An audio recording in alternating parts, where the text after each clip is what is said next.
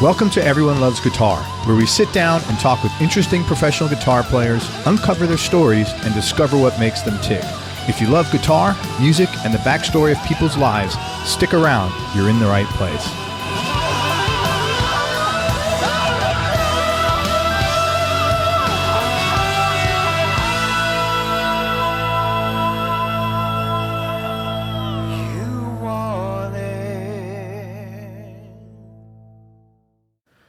Hey guys, over the last couple of years, I've had loads of people ask me how they can support the show, and now you can.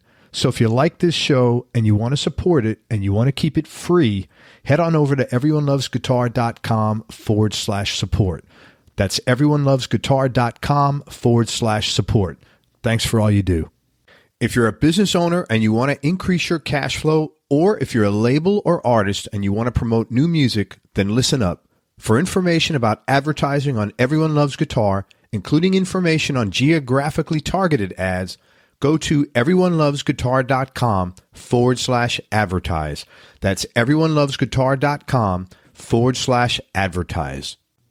Hey guys, I got to tell you a quick story. I recently put in a pair of EMG pickups into my Les Paul Classic. And tinkering with electronics, wires, not my bag. That being said, a little over an hour later, I'd installed the pickups with literally no problems at all. And the quality of the sound is absolutely amazing. I put in the retroactive Fat 55s. That's a new set that they have. And that's because I wanted a vintage, British Brown sound.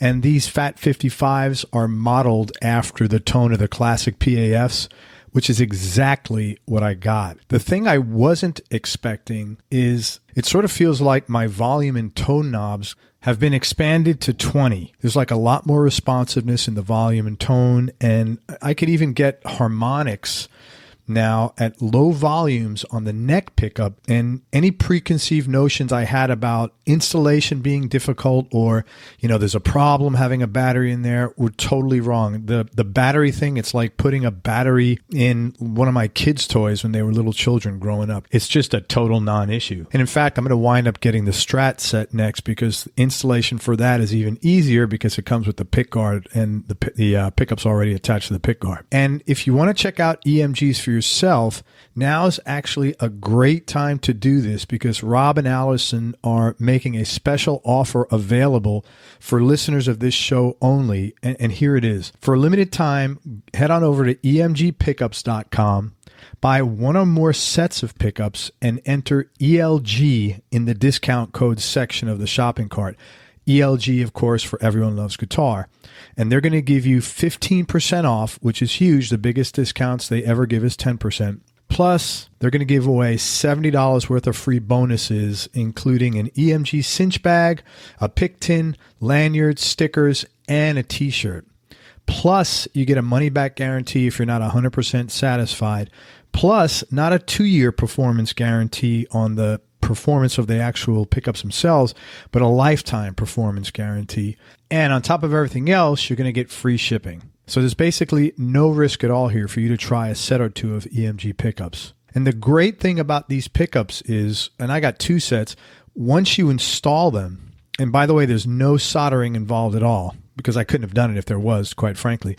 But once you do install them, all you need to do to swap them out and put another set in is literally disconnect one wire on each pickup, and then you're done.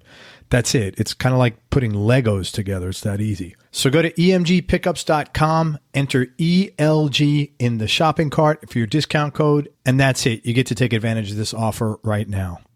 Man, this one's always a big challenge. If you want to buy or sell a home or investment property and you're here in the Tampa Bay area, in Hillsborough, Pinellas, or Pasco counties, then listen up. West Florida Real Estate is a local residential real estate broker that's helped over 250 Bay Area homeowners buy and sell their properties in the last 4 years alone. If you're looking to sell, you'll want to get their free report, The 7 Biggest Mistakes Homeowners Make When Hiring a Realtor. And if you're looking to buy a property, you definitely want to get your hands on the 21 Most Expensive Mistakes Tampa Home Buyers Make When Buying a Home. Each one of these reports is going to save you time and money. Inside, you'll discover the 7 most important things to consider when hiring a realtor, what to do if you're buying and selling a home at the same time, and the danger of choosing a realtor who agrees with everything you say. To get your hands on these free reports, head on over to westfloridarealestate.com. That's westfloridarealestate.com. The Be Fulfilled Journal helps you be more honest with yourself and with others and be more open to handling things you've avoided dealing with for years. It's a 12-week online and journal program that helps you identify and eliminate things you do that are causing you stress and live in more gratitude and joy. It was actually developed by a long-term friend of mine who got sober in 2008, and he's put together a great deal just for my listeners. You get the 300-page hardcover journal and access to the 12-week video program online, plus free shipping, plus membership in a private Facebook support group with others going through the program, plus a 5-day mini course showing you how to let go of stuff that's draining your energy, plus a 30-day 100% money-back guarantee. To start your journey and get all the bonuses, go to BeFulfilledJournal.com/ELG. That's BeFulfilledJournal.com/ELG. Hey, everybody, this is Craig Garber. Welcome to Everyone Loves Guitar. I've got a brilliant guitar player, but also a really nice guy, a sweet guy, and an extremely bright, well-read player. And I can't look at him right now because I'm going to laugh. We've been spending time talking and all That's hell's the best. gonna That's the best intro. Break loose That's here. so good. I'm with the one and only Eugene Edwards. And he's come out of his massage room today just to do the interview. Let me tell you a little bit about Eugene. And first of all, I want to thank Brian Wayland, Cool Hair Live, go ahead, I'm sorry. for hooking us up.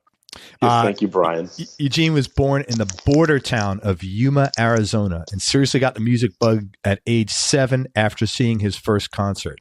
After a brief stint at Berkeley, he hit the road with country rock band Fast Gun, and he earned a California Country Music Association Award as Guitarist of the Year. Landing in L.A. by the summer of '96, he played in the rockabilly trio, Russell Scott and his Red Hots. You'd never see like a heavy metal band called Russell Scott and his Red Hots. That's such a country name, isn't it? Very. It was an unusual group, but I loved it. Russell Scott and his Red Hots for 3 years. He then struck out on his own. He formed the Eugene Edwards Band, releasing the album called My Favorite Revolution in 2004 to critical acclaim. All the while he performed with Sha Na Na. He held a regular gig at Disneyland, performed as Richie Valens, and he ended up an on-air talent with the Gary Bryan Morning Show on K-Earth 101. Hey, Eugene Edwards here. Kind of, yeah. While also working in film and TV, including a cameo in an early episode of Mad Men. I got to tell you, Eugene's a really good looking guy, great hair. I'm like, he got the call that changed everything after that. He this was in April 2012, and he got called to become Dwight Yoakam's guitar player. While touring year-round with Dwight, Eugene is also the co-host of the Jukebox Graduate Podcast, and we'll talk about that. That's a show about music and things that we learn from it. He's also performed at the Ryman, the Cavern Club, Red Rocks, the O2 in London, and everywhere in between. He's worked with the likes of Brian Wilson, Stevie Wonder, Sly Stone, which is awesome, Beck, Jacob Dylan, The Monkees, Post Malone, and others. That's the first time in history maybe that all those names have come up in the same sentence. We're gunning for that. Yeah, man. Post Malone, The Monkees, Beck, Sly Stone, and Steve. Anyway, man, thank you so much for your time. I appreciate you coming on. Thanks for being a good sport about everything. Well, I like the part about my looks. There you go, I think man. we should just end this here because this has gone very, very well for me.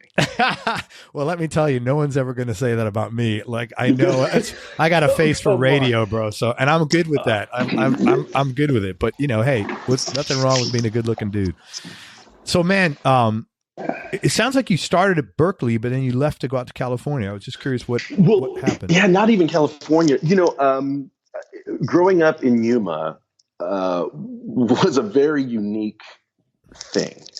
And of course, this is, I hate it when people say these caveats, but it bears noting that is this an asterisk? Is this the word? It was before the internet. This was, okay. In fact, cable TV didn't get to us till the early 80s. There's just not a lot of information coming through Yuma, Arizona in the 70s. when I was growing up, when I was a little kid. So it's like a small, just a really small town or village? Or? It was much smaller then. It's an interesting place because it's a tri-legged economy. There's the agriculture, which is seasonal. The Marine Corps has its largest air base there. Oh, I had no So idea. you would have people from all over the world living there temporarily. And then in the wintertime, retired folks from colder climates flock down there. We call them snowbirds. Yeah. And so like the population will double for a matter of months, right? Like it's just this huge. And, but leading up to that though, I just somehow just early on knew that I couldn't stay. I had to go somewhere bigger. I had to get to a city. And and I knew I was going to be a musician, and one way or another. So I applied to Berkeley, and was accepted. And I had a buddy who also applied and was accepted. We were out of Yuma. Out of Yuma, okay. Yeah. So we drove. We packed up a U-Haul and we drove ourselves That's cool, there. Man.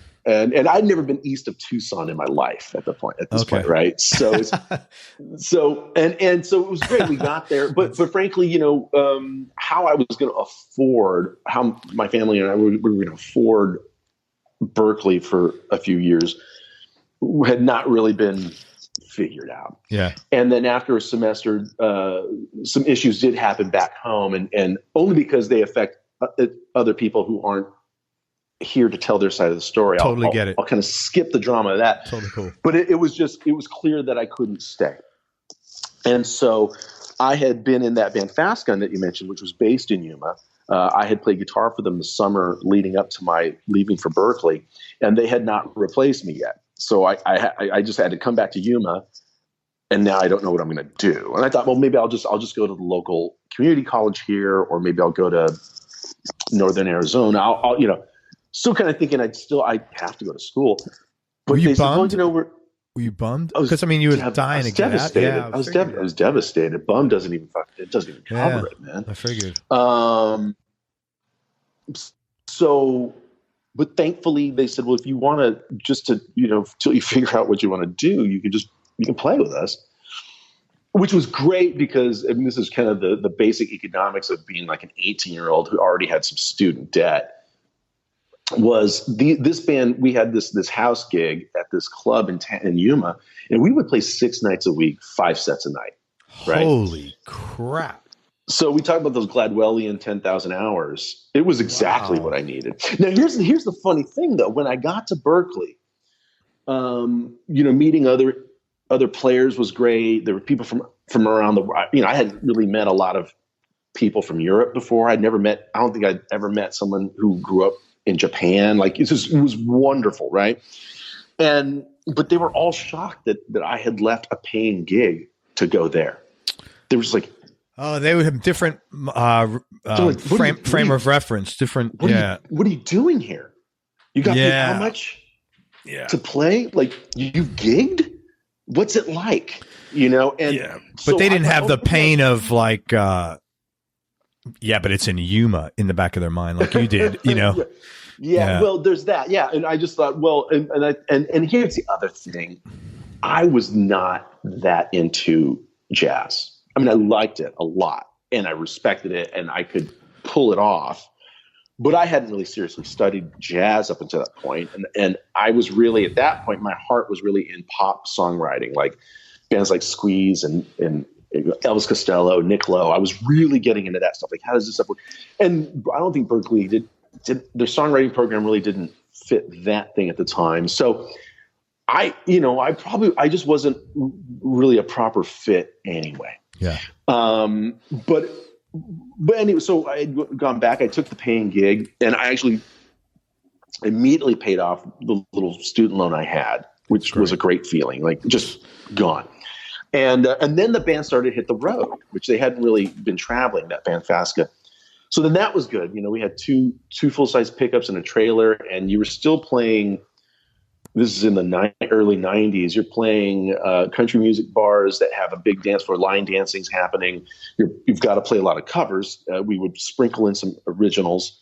Were you writing some of these originals? I wasn't writing yet at the time, not at all. A guy, Don, was the lead singer. He was the songwriter. And by the way, I'm a child, right? I mean, like everyone else is in the band is in their late 20s, early 30s, and I'm this 18-year-old.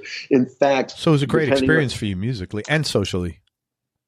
Well, it's funny you mentioned socially because many places, depending on what state, especially depending on what the alcohol laws were, we would play a set and then we'd take a break. And a lot of places I wasn't allowed to leave the stage. Oh, because of the alcohol. Break, yeah. Because I'm under 21. Yeah. So I bring books and I would just sit on the lip of the stage and read a book. And like, how awkward is this? Yeah, man. You look like the lonely kid nobody wants to hang out with or something. It's like, oh my God. And it's like, yeah, this is, but it was just the reality. And then we were, so we would zigzag and play all these places but it was great. It was great. Let me interrupt you just one second. Intellectually, you're a very smart guy. How did you weigh out, like, you're super passionate about music, obviously, but you're like you got left and right brain going for you. That's not a common thing for any people. I mean, you're either predominantly one over the other, but my perception, you're very well read. You're very bright. Were you able to quench that thirst while still, your passion was quenched playing music? Or was that not an issue? That was it. Music was your thing. That was the primary. Music. I never considered going to college and becoming like an English major or a history major or anything like that. I couldn't. It never would have. Like you didn't want to be an accountant or anything like that, or like learn science or like bio or whatever the hell it is, or a doctor. Not for the sake of a profession. Okay. I mean, I do read. I will read, physics books and things out of a curiosity of the world and how it functions, but no, not as a life or as a profession. Right. Okay. But thank you for your compliment, by the way. That I've never. I don't think about my brain, I suppose. So that's probably why I never thought about what's left or right brain. Dude, that's what happens when you give me $20. No, you're clearly. That was just to say I was handsome, but then you took it further and talked about my brain. So it was kind of an isolated few years in a way, though, because it was really just like the five of us in that band. You pull into a town, you play for a few days. I didn't socialize with anybody in the audience really. Everyone was older than me. I was a teetotaler. I wasn't really a fit other than I knew how to play guitar. So what happens is from there, and like I said, I should go back a little bit. It's really important. I think it's underestimated. Like, I was born in 73. And so right around the time I'm 10 years old, MTV comes to town. Mm-hmm. And I was a latchkey kid at that point. And that was probably one of the best things that happened to me, because after school I'd come home and you turn on the TV and there'd be people that I'd never seen, right? I mean, how am I going to ever come across someone who looks like Adam Ant? Because it's in Yuma. No one dresses like that. There's not okay. I mean, there's not an alternative scene to anything, man. And I can tell you the first time I heard and saw, but I didn't see them, heard the Replacements was on MTV, and it was a video. It's for Bastards of Young, and the whole video is just a still of a stereo speaker playing the song, and a kid's like Chuck Taylor's. Right. Like, that's it. But so just having a different source of information, and just there's there's a bigger world out there. Okay. Those sort of things were kind of like, okay, so I know there's a bigger world out there. But then with Vasca, and we didn't really, we would play out of the way little towns and stuff. I remember playing Albuquerque, this place called the Sundance Saloon, because I remember on Saturdays you had to play 7 sets. That's crazy. I cannot believe how much tuition you paid here. You can repeat tunes that you played in the first 2 sets, you can repeat those later in the night because those people won't be here. I thought, oh, thank you. But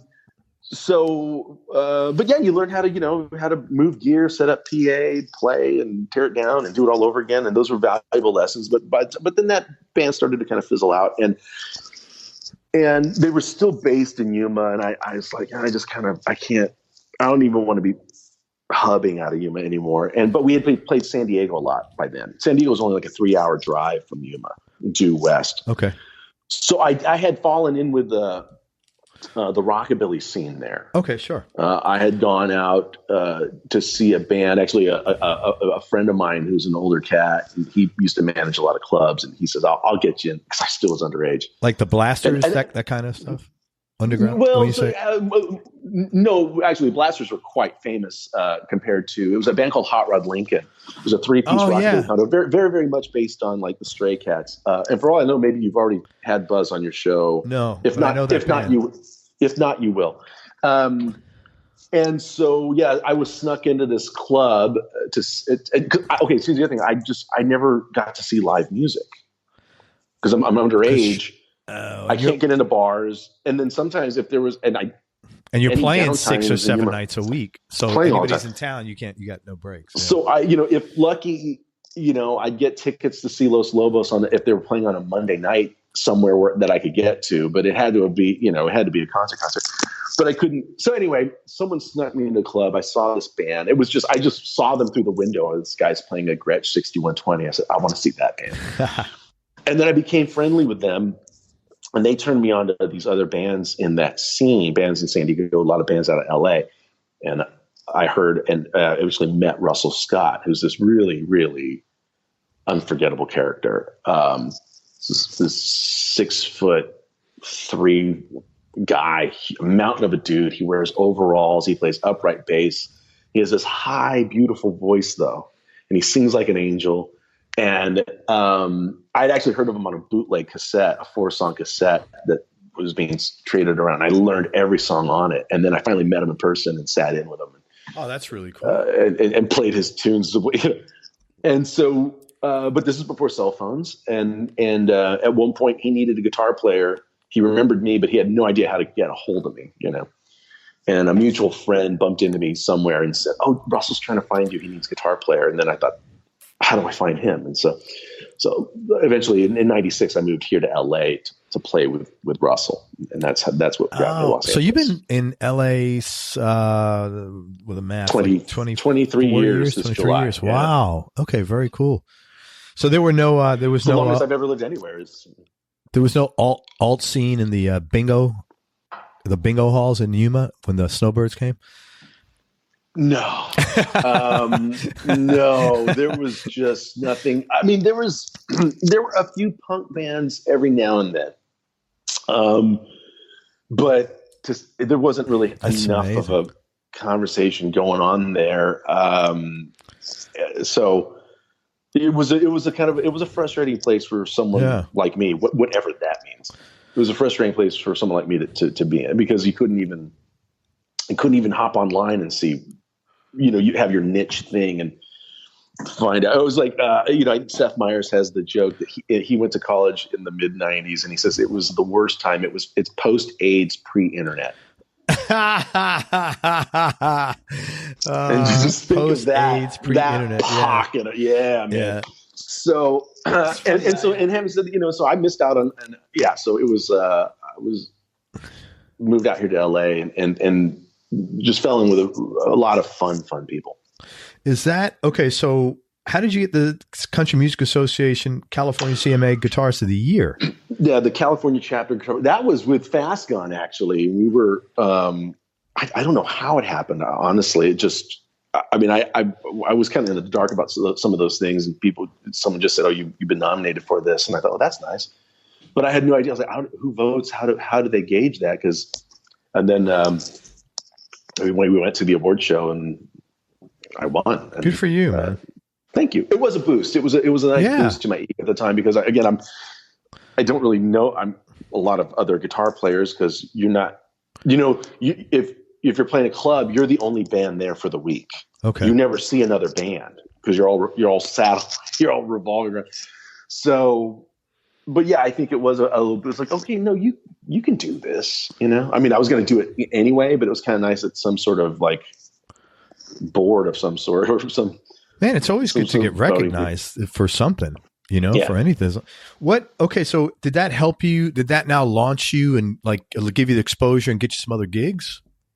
No, that was the thing. That band was very, very closed. You know, first we worked all the time, so there really was no time to be in another band or start or have a side band or be a hired gun for some other band. But the CMA, the California CMA, didn't even like, you didn't have someone, hey, I heard you got this award. I'd like to check you out and be. No. Oh my God. No, honestly. Or if it did, I didn't know about it. Yeah. You know? No, that never even occurred to me that it would become something else. And I didn't, you know, frankly, I didn't have the gumption to just pick up and leave and say, I'm out of this situation and I'm going to try and get something bigger. I wasn't that secure. It's tough, man. It's tough when you're that young too. And you know what else is tough? At least from my perspective, I think when you don't have like a mentor or somebody to help push you along with some aspect of life, how the hell are you supposed to know? I mean, it's literally, I mean, unless serendipity happens and you meet a person that says, opens the thought process to you and gives you a little pat on the back, you know, you just don't know. Yeah. And also I probably would have been suspicious of somebody from the outside saying, hey, you know, you should be on your own. You don't need to be in this situation. I was so loyal to that situation because, you know, don't forget, man, it saved me. I mean, I was, you know, I thought Berkeley was Boston, that thing was going to be a home for a while. And then it suddenly, no, that's not the case. Okay. So where am I supposed to be now? And then these folks took me in and, you know, they had to have taken this 18-year-old onto their hands. Yeah. And I just thought, well, me being successful would mean that the band would be successful. I never thought those two things would be separated. So it did take for the band itself to kind of run its course. And Don, the leader of the band, he jokes about it now. He says like, oh yeah, you were just like the second I was ready to have the talk with everybody, you know, hey, I think it's run its course. It's like, where'd Gene go? Like you were already gone. Like it was like, you know, so you must have been ready at that point, or somebody must have put something. I was. Well, yeah, because I had been hanging out with the Hot Rod Lincoln guys. Okay. And finally I was hanging out with people a little closer to my age. It didn't belong to Yuma. It didn't belong to the fast gun situation. This was something that I could call my own in some way. And that is what happened. I instead of spending days off in Yuma, I spent days off in San Diego hanging out with those folks and have friends that are, you know, people that are friends to this day. That's really cool. You know, yeah. And there's really a few deep connections there. That was a transitional period at this point in, probably 22, 23, something like that. Do you know Tim Godwin? That sounds familiar. He's with Taylor now, but he was an artist back in the day around that same time. And I think he was in San Diego. Probably. I remember Jewel at the time, actually. I remember she, you know, her record wasn't out yet. And I remember kind of going to like a coffee house one afternoon because they're having music and I remember seeing her there and that was it. And then I remember the San Diego Music Awards. My band was up for something and I remember being in the wings with her and I think it was her mom and she won Best New Artist or something like that. She was just so, I mean, she was shaking. It was so sweet. And I thought she was wonderful. She would do this yodeling at the end of her act, and I thought her songs were great. This guy Steve Poltz, who was in a band called the Rugbirds, fantastic band. He co-wrote some of her friends. Well, it was a really funny band. They did this great version of the Sesame Street theme. He co-wrote some of the early hits for her, it was, and I didn't know these people well, but I remember being very, very excited that just to stand around some of these folks. Like, these people are really doing things, you know. What prompted you at that point to say, I'm going to be a band leader? And then also, what did you learn from that experience? Well, after a while, the Russell situation, in those 3 years, I grew a lot as a person, and I learned a little more about what I wanted out of my life, I suppose. And um, so it was just time for me to go. Russell, I remember one night late, we were in Europe, somewhere in a hotel room, and we were talking, and I remember, and I'd probably been with him for a year or so, and he said, there's going to be a time when you're going to outgrow this group. And I said, no, Russell, he says, no, it's going to happen. And he says, and I want you to be able to come up and tell me that it's time. Oh, that's cool. He says, I want you to tell me that it's time. I will understand because it's natural. He says, but he's just like, don't, just bail or don't double cross me. It's not necessary. You're not, just, I want you to come up and tell me I'll be able to take it. That was really supportive. So one day I realized, it's a beautiful thing to say. Yeah. So, I knew that when it was time to call him and say, I'm going to kind of do something else, that he would receive it well. And he did. So then, and I did float around for a bit. There was another group, a couple of guys that I thought were a little more organized and maybe were a little more ambitious. And I kind of had a group with them for a moment, but that didn't quite take off. And then now I was really just by myself and no band. And by the way, now I'm kind of starting to actually write songs, and that's really where this comes in. And I wasn't going to write rockabilly songs necessarily or swing tunes, because we just come out. This was during the swing scare of the mid-90s. The swing scare. To paraphrase Martin Mull. But I was really interested in writing short, catchy rock songs. And so, I guess writing my own tunes was kind of the real impetus of all that.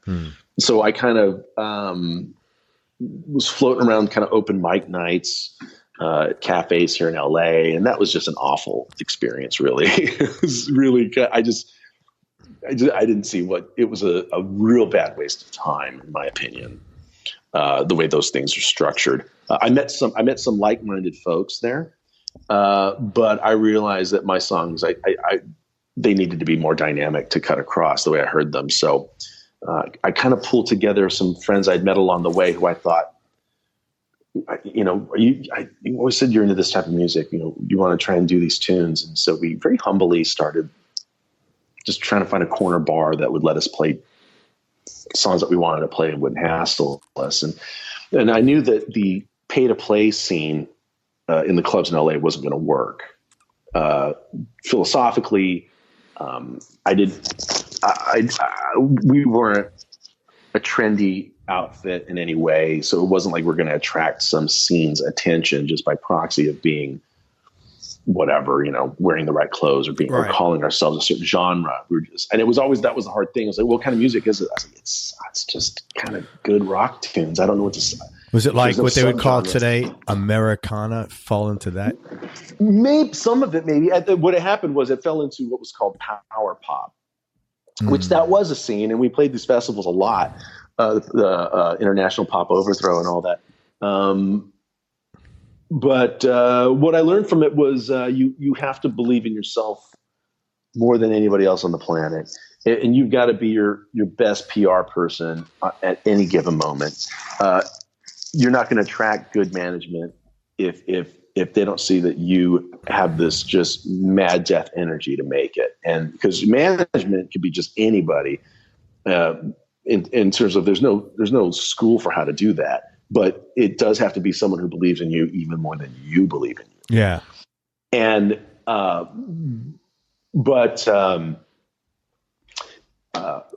sorry. So, but I like, being the band leader was not difficult in any way, but also I was probably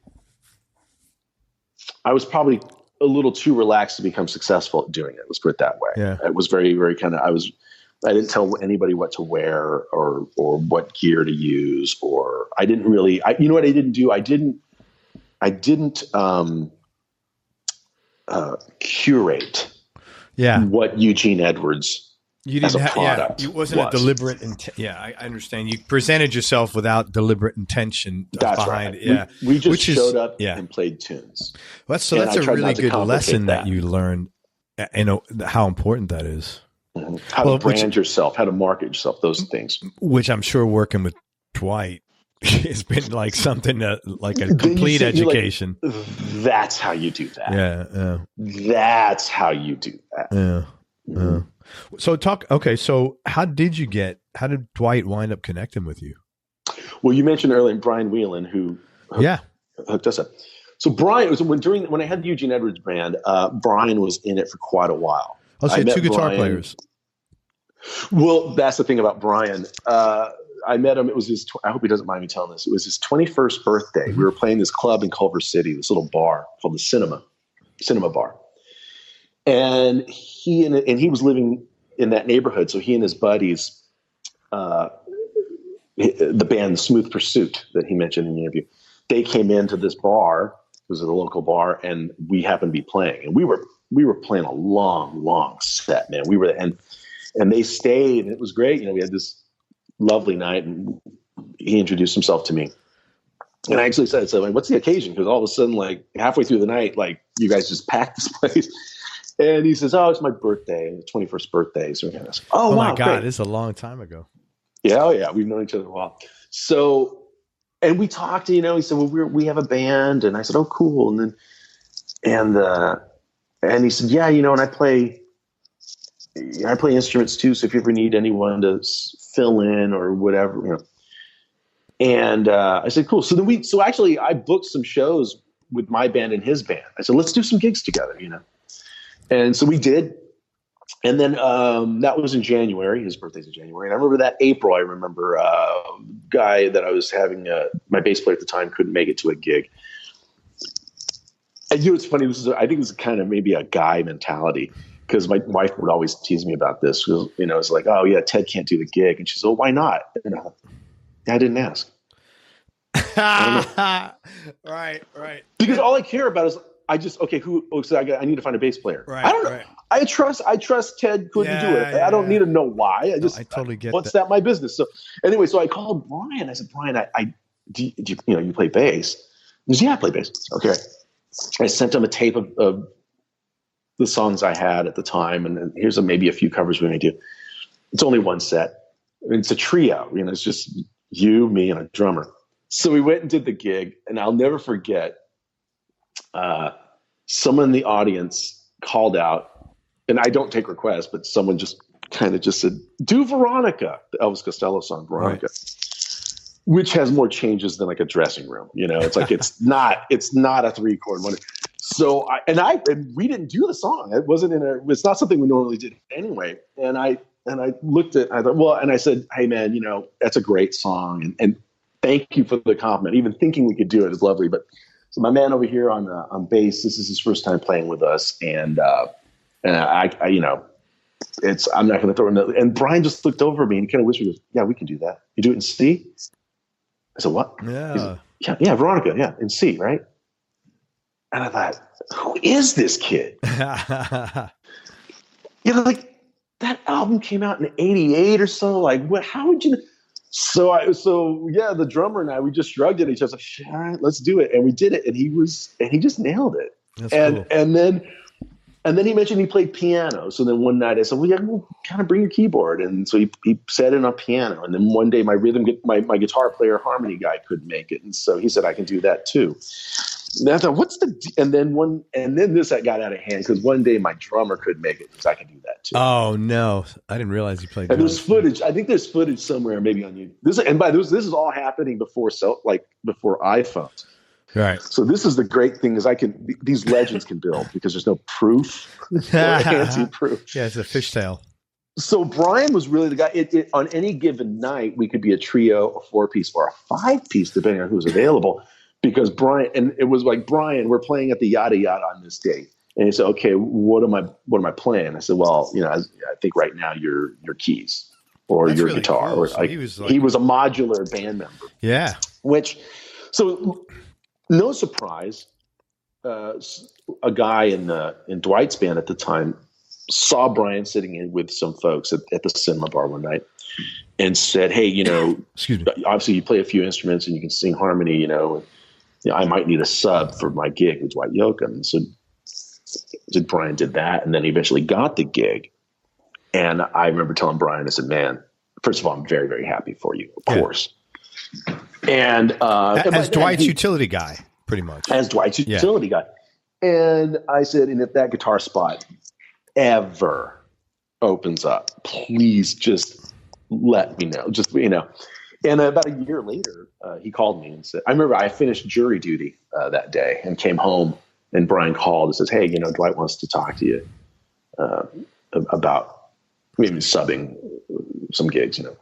Now, here's the funny thing is that the guy that had been playing guitar for Dwight, Eddie Perez of the Mavericks,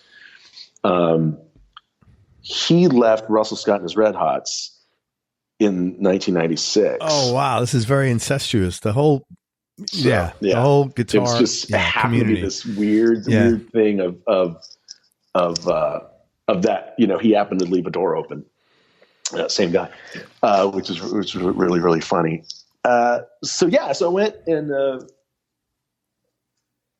this is going to be, I guess I'll frame this story this way, if you don't mind. Do your thing, man. I think it's a lovely story. A few months before I got the call from Brian about the Dwight gig, I took my daughter, who was, maybe only 3 or 4 years old at the time. We went down to see a movie, and it was this Muppet movie, this reboot of a Muppet movie with Jason Segel and Amy Adams. And how many kids do you have? Just we have one daughter. And how old is she now? She's 11 now. Okay. Anyway, so in this movie, this guy, this character Walter, and he lives out in the Midwest, and his whole dream is was always to be a Muppet. And he is a Muppet, but he wasn't part of the Muppets. And now at this point, the Muppets are defunct, right? They're just all spread out. And so he goes to Hollywood and he takes the Muppet tour, and it's just a depressing tour. It's just a drag. But he wanders away from the tour because he sees this door with the doorknob's this big lion head, right? And with a tongue sticking out, and you press down on the tongue, and that opens the door. It's got cobwebs over it. But he gets curious, and he opens this door, and inside it's Kermit's old office. And this is the Muppet movie. This is a Muppet movie that came out, about 7 years ago. 7 years ago. And this actually sounds better than most of the movies I've seen on Netflix. I'm actually going to write it. It's actually a brilliant movie. It's actually beautifully done. But he finds a contract that says if the Muppets don't do a gig in a certain amount of time, they lose the rights to it. And so that's in the first act, and this is the movie now moves on. Okay. The reason I mention this is that a few months later, I get the call from Brian. Hey, Brian, you know, says they were mixing an album at the time. So, come down to the studio and chat with Dwight. Told him about you. Okay, great. So I go down to meet him, and it's it was the old A&M Studios is how I always knew it, but Henson has since bought it, so it's referred to now as Henson. As in Jim Henson is in the Muppets? Henson Property. Okay. So we were and so I drove over there and I asked for directions to the particular cottage or studio they're in. She goes, yeah, it's that one over here to your left. Okay. So I walk over there and I go to open the door, and it's the lion head doorknob. Oh, wow. That's so cool. They had filmed it, obviously. And I just took a brief moment and kind of laughed to myself. I said, oh, I get it. That's really cool. I'm about to become a Muppet. That is so cool, man. You must have felt great. Well, that must have been that's like the universe patting you on the back and saying, man, this is you. Oh, I don't really think in that way. I think it was a cosmic joke, at least. Though. It was sort of like, it was kind of funny. Because my point is, I was really, really yearning for a national level gig at that point. I was juggling a lot of gigs, and wasn't really feeling like any of them were really building into what we would call a career. And so that is kind of the moment. It's like, oh, this does feel like, frankly, I hope it doesn't sound crass, but it felt like this could be a break. Yeah. Why does that sound crass? I don't know. I don't know. I guess it's just the reality of it. Musicians are allowed to be ambitious, I think. They just passed that rule, actually, so you're good. Oh, good. Excellent. It's so funny because the amount of humility amongst musicians is like really very high to the like I'll have, it's rare that, like you made a comment before. I hope before this one, you said, I don't mean to be boastful. And I would have never, it wasn't boastful in that way. We're a passive aggressive bunch though. Yeah. So there's certain things to which we feel wildly entitled. And then there's other things about which we just think we're very insecure and think, no, man, Yeah. Okay. I could see that. Yeah. But definitely, no, I mean, it's great. Think of it this way. Like Let me put it this way. I don't know, in the early 70s, I think it was like the London Globe they published this poll, which was like public speaking was the number one fear. Like it outranked death. Yeah. Right? I've read that. It's been cited over and over. Yeah. Seinfeld had a joke that meant that if there's a funeral, more people would rather be in the casket than have to give a eulogy. Yeah, that's pretty. So funny. I think that probably has some sort of, it's somewhere deep inside of us anthropologically. It's not so much the fear of public speaking. I think it's the fear of standing alone and facing a crowd. Going back to the caveman days, those are just bad numbers, right? Those are bad. You wake up out of your cave and you stand up and you look and the whole tribe is facing you, and you're looking around and thinking, oh, this is not going to go well. And I think that when we stand up in front of an audience, whether we're reading a book report or we're giving a PowerPoint, I think that most people, just the idea of that is like, oh, it's like, oh, I know what I'm going to say, but there's this nervousness. Now, then there's those of us that say, okay, there's a room full of 3,000 people and they're all facing one direction. And it's just us five. Yeah, that sounds right. Mm.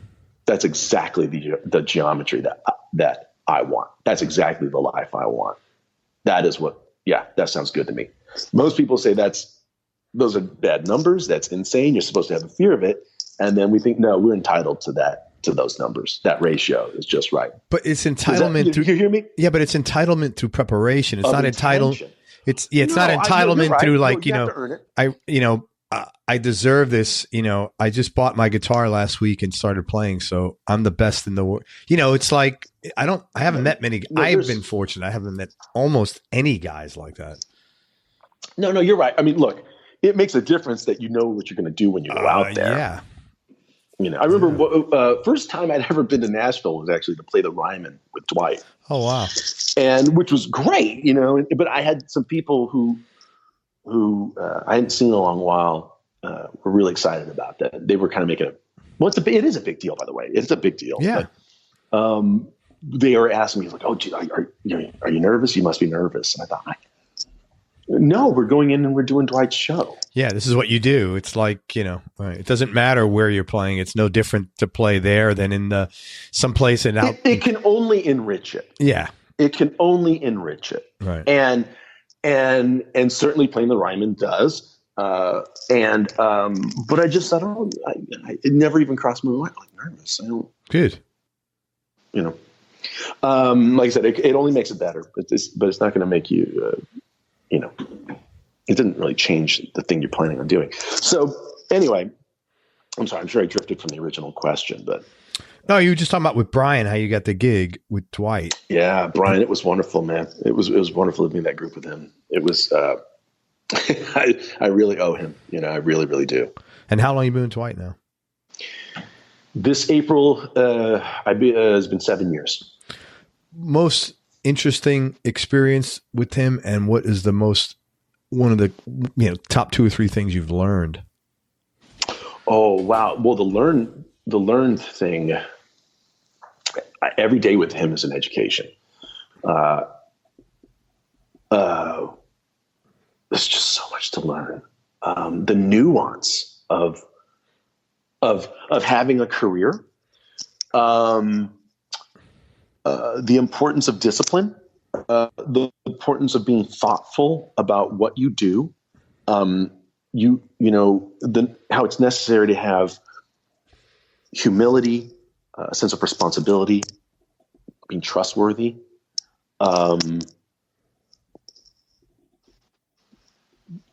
treating your job like the same way that you want your brain surgeon to treat his or her job. And then there's also the things where he's had firsthand experiences with people like Gene Autry and Minnie Pearl and Johnny Cash. And he can tell you his experience and his stories. And it's sort of like, you know, who else is going to tell you stories of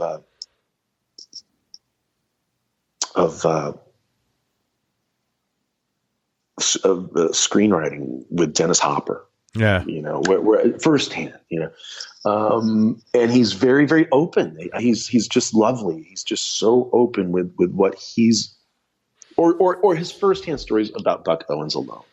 And it feels like getting to know a man who's no longer here. Especially because Dwight, usually whenever he tells a Buck story, he always has to use he impersonates Buck's voice really well whenever Buck is speaking. So that's always a lot of fun. And then obviously being with Dwight, you end up being around people that you just never thought you'd meet. He has his own Sirius XM channel, and he has a show on that channel called the Greater Bakersfield, where he has guests on. And you mentioned some of those guests in your intro. I had no idea I would end up playing my favorite Beck song with Beck in a little room, you know, for broadcast. It's like I didn't know that was in the plan, you know. And was Beck's guitar player there, or you guys were the band? No. Yeah. Dwight has the band. He has, you know, and it's the other great thing is Dwight has he always uses his band. That's great. If he's making an album, you know, and so it's an all-in thing. So it's not studio guys on the record and you're doing the touring. No. So you really, I mean, you are part of something when you're on Dwight's team, and it's lovely. It's just this fantastic opportunity to play Last Train Clarksville with Michael Nesmith and Mickey Dolenz, and to find out that Nez played the lick on the record. I mean, that's really cool. Very cool. And to play that lick in unison with Nez, and just sort of like those really, really special things. I have to admit, also the K-Earth gig I had for about 6 years also put me in the room with people, Stevie Wonder, Brian Wilson, Sly Stone, man. I mean, we didn't even think he's going to show up, of course. And then he showed up and he was incredible. He was just incredible. Right.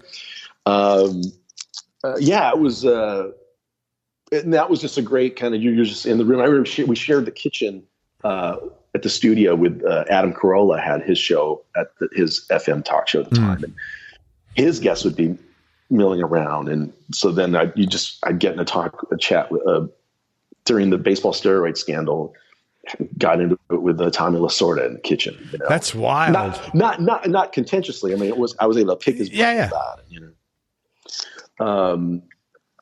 Talking to Chrissy Hind about particular Martin acoustic guitars, and these really just kind of how'd I get here conversations.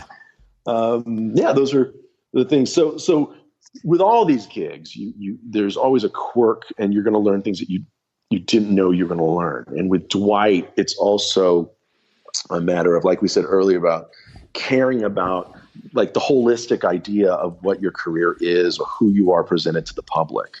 And of course, and he's had a career for a long time. He's seen a lot of changes over his decades of being in the business, you know? So, I'm sorry, I know it seems like a very general answer, and I hate platitude answers, but I feel like I've given one. But, no, it was very specific. It wasn't general; it was really specific about all the things that you've learned from him.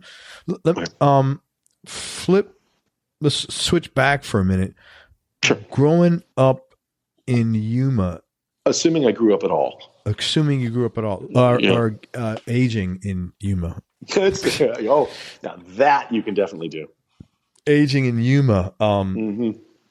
You said you're a latchkey kid. What kind of work did your folks do? And for those people, latchkey kid is like someone who's.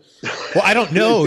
I mean that like that's a 80s reference. Yeah, it's like I was the latchkey kid. It's like mom and dad are gone when you come home, so you have a latchkey. I guess it was like used to be on the neck, but you're letting yourself in the house, and you're fixing your own thing to eat after school, and you're getting your homework done or not, and it's on you. And there's a certain level of forced or non-forced independence. Independence for sure. It was wonderful for me because again, like I knocked the homework out right away and put on MTV. And at the time, mostly people were just lip syncing in their videos, right? So I'd get my acoustic guitar and sit and wait to watch guitar players. That was my tutorial, right? Especially Mike Campbell, all those Tom Petty videos.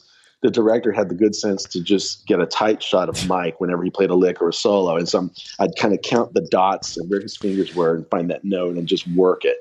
I learned quite a few licks just watching those performance videos on MTV or any sort of live music footage, any of those concert videos. Like, okay, show the guitar player, please. Had enough of the lead singer.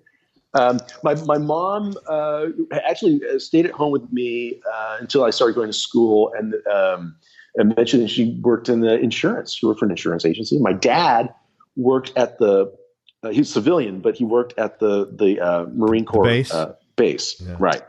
And then he went to school, learned how to do refrigeration and air conditioning repair, which must be huge there. Smart thing to do in Yuma, Arizona. Yeah. That's what they did. Oh, that's cool. So then he had his own business later in life, or worked for somebody else doing that later. Yeah, actually, he just kind of like had his own thing going, but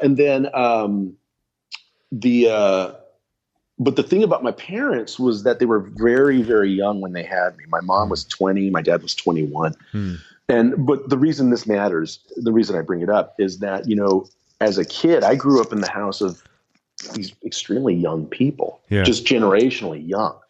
So they were listening to whatever the new music was. And my dad, I realized later on that I grew up in an FM house, right? My parents didn't listen to AM radio. So there's people will mention these massive hits by Barry Manilow or whomever, and I just don't know what's happening. Yeah, because you listen to FM. I never heard the Carpenters growing up. Right. That's funny, man. That's really funny. My dad had a great album collection. And I also, he would have there'd be a Buddy Holly album, and there'd be a Van Morrison album, and then there'd be a brand new album by Mink DeVille. Nobody remembers Mink DeVille. Maybe you do. You're a New Yorker. I'm old, man. But and I didn't understand that these albums all came from different times or eras, right? Like the Beatle album would get shuffled in with, the Van Morrison. Van Morrison album. The later, So I grew up in a house where music mattered. You engaged it a lot, and that was very, very helpful to me. That it was a really lovely. Those Friday nights when after dinner and Dad would pull out an album and you play it for a while, and then that would think, oh yeah, well this reminds me of this. You pull out another album and you're just kind of doing this lovely stream of conscious hopscotch and seeing how these things are all related. But that's amazing how young your folks were. 20. Well, I don't think mine were much older, to be honest. I think my mom was like 19, so it was pretty. It wasn't that unusual. I mean, still not unusual, depending on time, place, context, culture. But less common. I think it's less common now overall. Probably people trending a little have more kids older. I think now, depending on education level. Yeah, right. You tend to have younger kids at lower demographics. Unfortunately, you tend to have younger families. Correct. Yeah, lower economics rather. So it was just and my mom was really an advocate of reading. Like outside of whatever was going on in school, she would, there's always like this is great. This is called Grapes of Wrath. It's by John Steinbeck. You should read this. Yeah. This is called Jonathan Livingston Seagull. You should read this. Oh, that's great. Or really hit movies. She's like, oh my God. Lilies of the Field is playing on PBS Friday night. We're watching it. So what's that? Because it's a movie. It's a beautiful film. Okay, so you got really great exposure from her to art and literature and creativity in movies. That's really great, man. As much as two people with a high school education that lived their entire lives in Yuma, Arizona at the time, I look back and think that's very impressive. Are they still around? And they somehow, they're still there in Yuma. They're still there in Yuma. How do you get to see them often? Yeah, a couple of times a year. That's good. A couple times a year. They come over for Thanksgiving, and we go over there for. We try to avoid summertime. Oh my God! Yeah, in Yuma. I don't need 125-degree weather. My wife certainly isn't into that. We see them a few times a year. My sister lives down here. She lives in Laguna Beach, so it's a little easier for them to kind of come out and see us than it is for everyone to truck over. But good. But that's only a 4.5-hour drive, so it's pretty easy to get there. Mm-hmm. That's cool, man. It's funny. When I hear like what you said in the beginning about growing up in Yuma, you didn't have exposure to a lot. I have said this many times. The greatest gift I got was growing up in New York City, because there was nothing that accents, sexual preference, color, religion. It was there all. It was all normal for me at a very young and it's age. funny because for whatever reason, I never thought I would live in Los Angeles, much less raise a child here. But now that we've done so, I can't imagine raising my kid anywhere else. Yeah. She is such a city mouse. She loves going out into the country too. My daughter loves going to Yuma because everything's just so much slower there. There's a lot of space. There's no one's hustling in and out. And she's a very scheduled kid, so that probably has something to do with it. Once we're there, there's no schedule. But the access to museums and even just activities.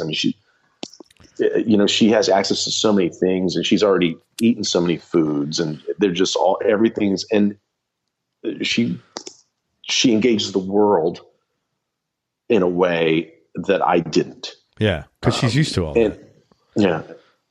What's funny, she's like hardly ever on the internet. It has nothing to do with the technology. It has a lot to do with we just take her out and do things. Hey, man, the fact that she's hardly ever on the internet, be grateful for that.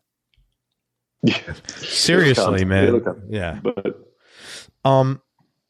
Eugene, what were some of the lower points or the darker periods that you've had to deal with in life, and how'd you get through them? Oh, I don't really even think I don't even think of my life as having had a lot of that. It's great. And if you haven't, God bless you. No, seriously. I don't want to like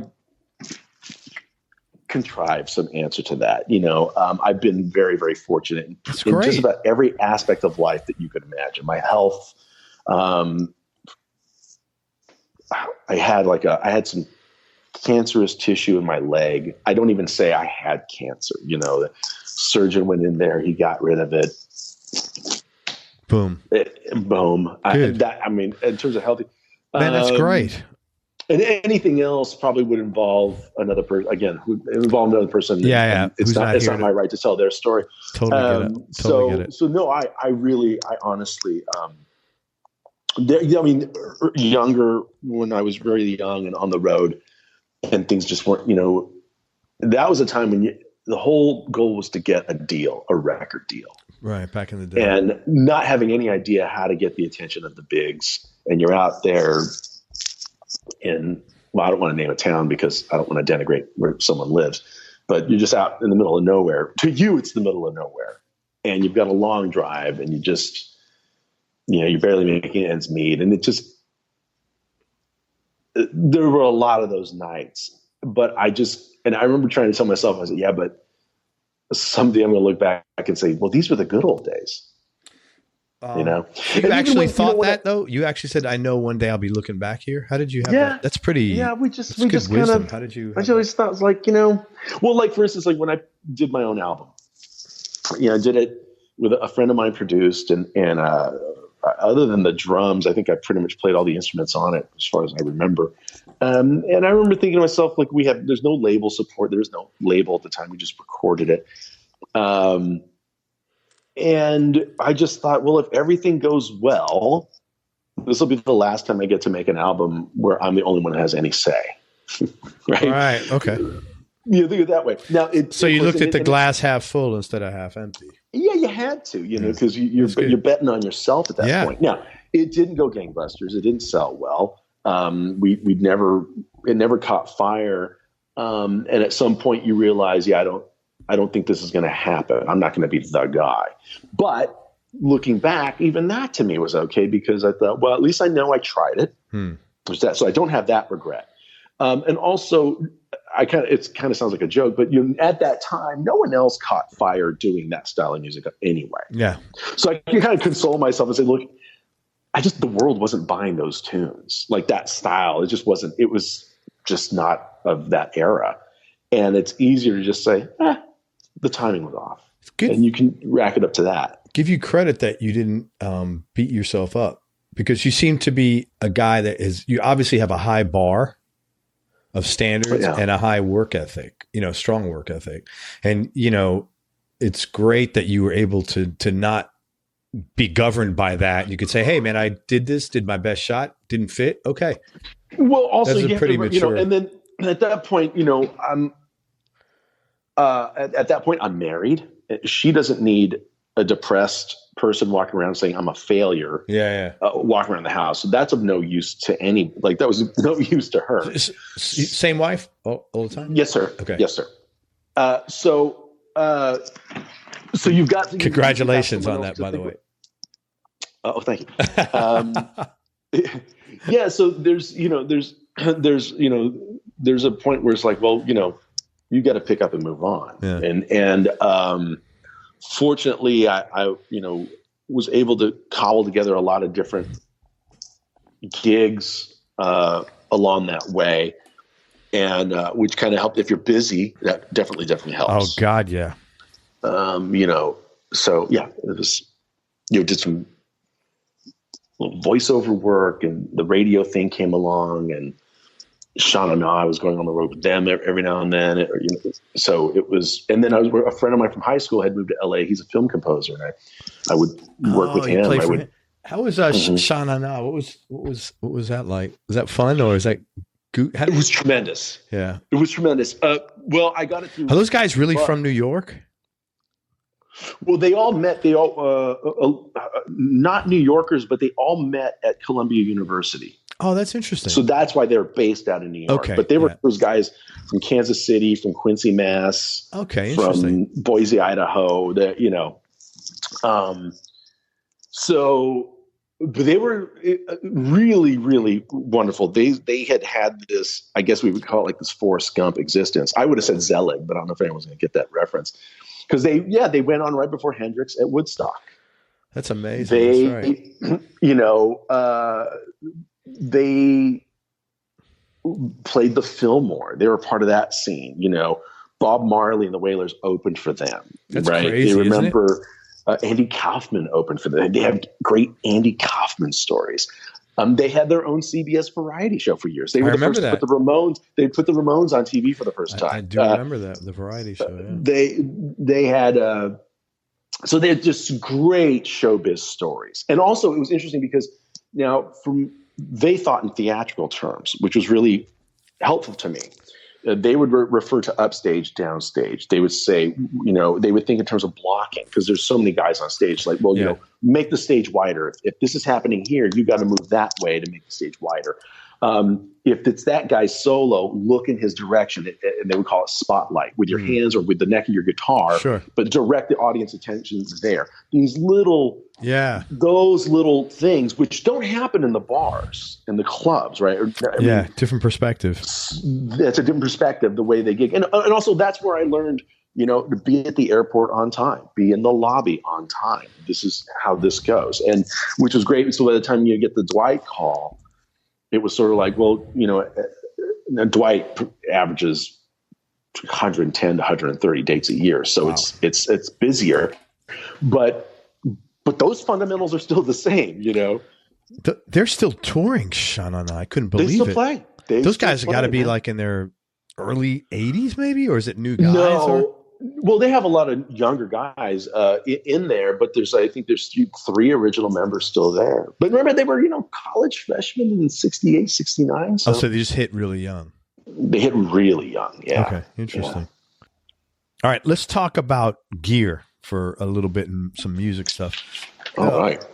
We talked earlier about you playing Telly. What's your go-to guitar right now? And what other two guitars would, let's say, round out your top three?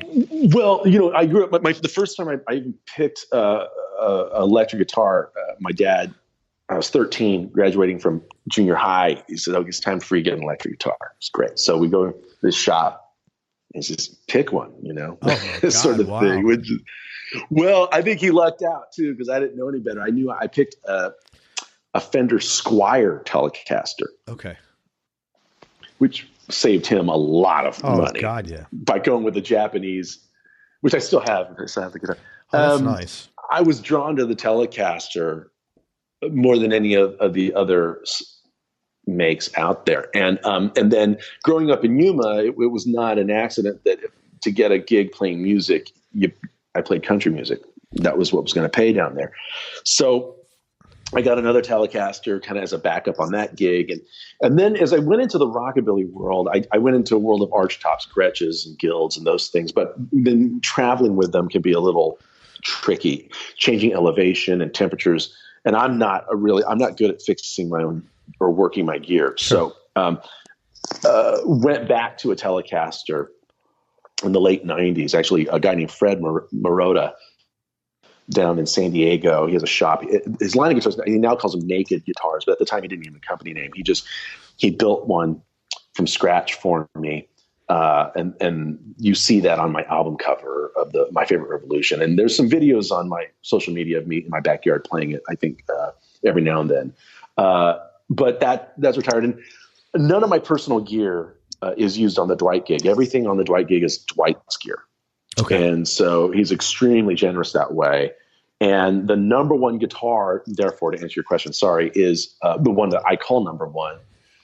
It's a custom shop reissue of like a 63 Telecaster. 63 or 53? 63. Okay. Sunburst, tobacco sunburst, rosewood fretboard. And then we have a duplicate of that the custom shop made recently for us, just as a backup. There's also the Dwight Trash Epiphone Casino that I use every now and then, which is his signature model, which is an Epiphone Casino with a reverse headstock Firebird neck on it. That's I wild. really like that guitar. And then the museum piece of the show really is he has a Parsons White B-Bender Telecaster that I use. Use it a lot in the studio. We use it during the show. And it's the double wide construction that Clarence White had. Yeah. The very first one that Marty Stewart now owns. So that's the main arsenal. And that B-Bender is a real special instrument because Parsons has only made so many of those of that design. That's cool. Very cool. So you got a Fender, an Epi, and a Parsons. That's pretty. Yeah, that's what I'm using at Dwight. Pretty diverse. Yeah. Is it what outside of the Dwight gig? Is there a guitar you have laying around the house that you just electric guitar that you always love picking up? I have a Strat that's really kind of a weird parts Strat that I picked up through a friend that I really, really love. It's a mongrel Strat. They threw it together at the last second for a photo shoot is the story I heard. So the neck and the body don't match and they're just American original pickups on it. And I just love that guitar. There's also a 68 Gibson 12 string that I have, acoustic. Yeah. LG 12 that I really, really adore. It's got a very unique sound to it. And then, honestly, the new Telecasters, the new stuff that Fender's doing right now, I'm a big fan of, and I have a few of those. Like the Elite. American. What? Well, I have an Elite, which is very, very good, but also I have an American Original, which has certain vintage points about it, but a few modern touches to it, and the American Professional, the American Pro model is. I think they're nailing it right now. With what's great about the old ones, what's great about the new ones, they just out of the box. And I think the neck profiles just suit me. So as soon as I get them, I'm playing, and there's no adjustment period for me. That's straight out of the box. That's really cool. And I'm not changing the pickups. I do nothing to it. I put my 11s on there, and I'm just good to go. Oh, you play with 11s. That's are you big? Are you a tall guy? 6'2", maybe. Oh, that's pretty big. 6'1", I don't know. Yeah. So you have big hands. I don't know. I think they're average size. I'm a bad judge of that. I started playing 11s early on, just so they wouldn't break or go out of tune as often. And I just thought, this is going back to when I was playing in the clubs in Fasca, and I just thought, okay, I'm just going to have to man up and learn how to do these full country bends with 11s. Yeah. Wow. And that's just the gauge I prefer. Very cool. Any interesting stories behind any of your guitars? Oh, well, the 68 12 string was a funny one, only because this guitar shop in Yuma where I would hang out, it was there for a long time, and every time I go in, I would just hang out all day and chat with the guy, and always grabbed it and played it. It was always, and would put it back in the wall, and it was only there for a few $100s. And the guy who in the show goes, "Do you want to buy that?" I was like, "No." And then one day I was there, and a snowbird came in. Right, this strangest guy came in, and he started asking about the guitar and played it a little bit. And I showed some serious interest. He goes, "Okay, maybe I'll come back later." And the guy left, and I started just pulling out cash right then and there. See that? It's a marketing trick. Scarcity. I said, either you had that dude come in here and do that, or not, and it kind of doesn't matter. Yeah. And my friend Brett, he says, yeah, it was, this guy who was kind of a struggling songwriter, and his wife sold it to me because the guy had passed away. And Brett, the guy who owns the shop, said, I kind of figured that song's probably got a good song in it though. And then really I ended up writing a bulk of the album that I did, that first album. A bulk of the songs were written on that guitar. On that guitar. I thought, maybe the guy was right. Very cool, man.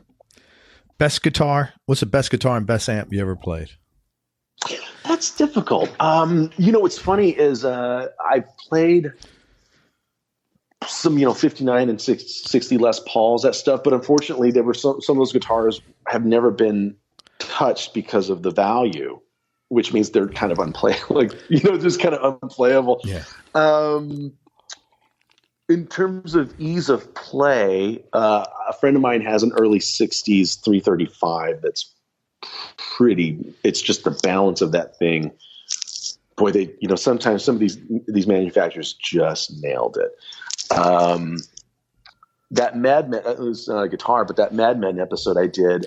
How did you get in that? A friend, this woman, would open for my band, the Eugene Edwards band at the time. A friend of hers was working on this new show, and they said, we need someone to play an early 60s kind of Bob Dylan style musician, like folk singer. Do you know of any musicians? Just have them send me some pictures of some people. And so she thought of me, and that was kind of it. I went and met with the producer with Wiener. What's his name? Matthew Wiener. Yeah. I didn't need an audition. They just kind of saw my pictures. Says, yeah, he'll do. And it was fun. It was like we shot right not far from my house. It was a full day there. But I do remember how specific everything was about the clothing. They actually had a picture of Dylan in the early 60s in like a shearling coat and the Greek fisherman hat and the wardrobe dude just had that picture and was just picking stuff out of a warehouse and putting it on me. It was like, okay, that's it. That's your look. Oddly enough, were you playing electric or acoustic? No, so it was a mandolin. Oh, okay. And so when I got to the set, the guy gives me, and they'd already recorded the track, so I'm lip syncing. Did they know it was a mandolin and not a guitar? Oh yeah. Okay. Yeah. But I'm just saying the character plays mandolin. That was just how they had it, because it was a version of the song Babylon based on the Don McLean version. Okay.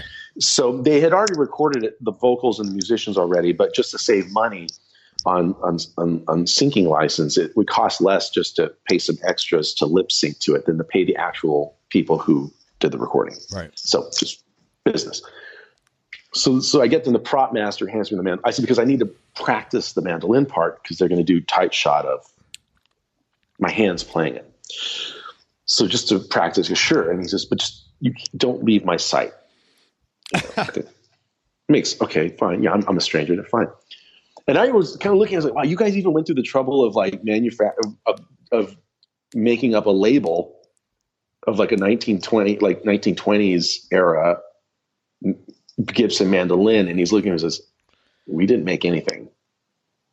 And I realized, wow, that's a 1927 Gibson mandolin. So please don't lose my sight. Yeah, that's why he didn't want. I was like, okay, you really didn't have to be the real thing, but it played. I do remember that thing just played beautifully. Do you normally play that? Like, No, I'm actually starting to play a lot more now. Okay. Especially with Dwight's Sirius XM show that we do. I that's kind of the instrument I play most when we do those. So that's cool. Yeah, it's a good thing to pick up. So you did that. That's awesome, man. Mm-hmm. First record you bought, if you remember. Okay, so we go to the album shop with my dad a lot, and I was always with him. But the first one where it was like, I get to pick one out, it's my choice, was Kiss Alive. That's such a, from like guys 10 years younger than me, that's such a popular. I was 4 or something, and I had older cousins. I didn't have older brothers to turn me on to stuff, but I had older cousins, and they were really into that and Cheap Trick and AC/DC. So when I had the agency to buy my own album, I got that double live album that was Kiss Alive, which, the makeup and by the way, I mean, between you and me, they had the giant insert with that too, if I remember correctly. Yeah. I think the picture was of them at Cobo Hall in Detroit, if I remember now. Anyway, but the songs are not very complicated. It's like it's very looking back. Black Diamond. Exactly. Yeah. So but for me, it was sort of like, this is just, I thought it was cool. And then fortunately, by the time I was 7, my dad took me to see my first concert, which was Springsteen on the River Tour. And then my taste grew up quickly after that. Top 3 desert island discs. Is it a desert island or deserted island? Man, because if it's a desert island, there's cactus, but I'm not necessarily alone. Well, that change. I'm going to let you make that, pick. Okay. I think you mean to say a deserted island. I'm alone. I've got no other entertainment or company, right? That's right. A deserted island. Okay. But I guess, desert island. Yeah. This is okay. You're right. Yeah. Yeah. Because that changes my answers. Because then if I've got to host parties in the desert. Right. Yeah. So wait a minute. So Craig, who's the most OCD guy you've ever interviewed? No, is that really that OCD? I want to give you a thoughtful answer. Eugene Edwards. You may want to. Well, again, like you said, awards are good for people. That's the award you're going to get. There you go.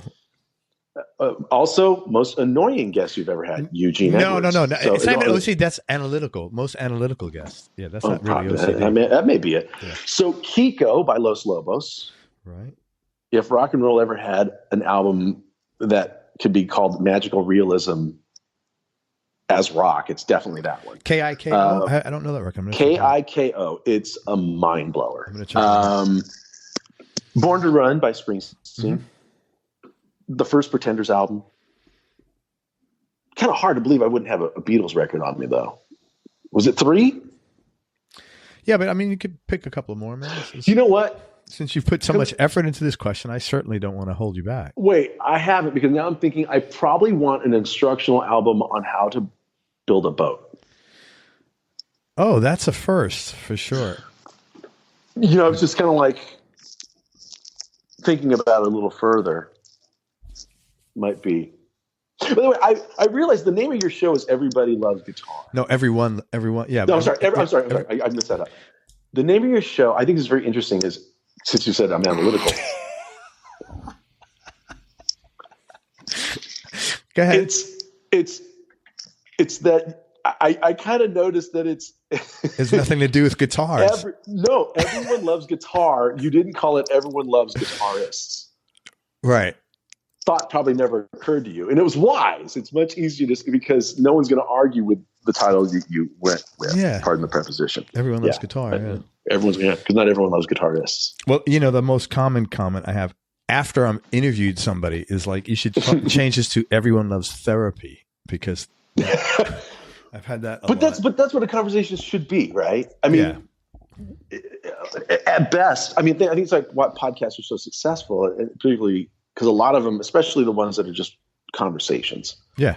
I think you can turn on CNN and hear 6 people talk over each other, but that's just kind of a lot. That's a lot. But just to have 2 people have a conversation, and I think there's something that we like hearing that.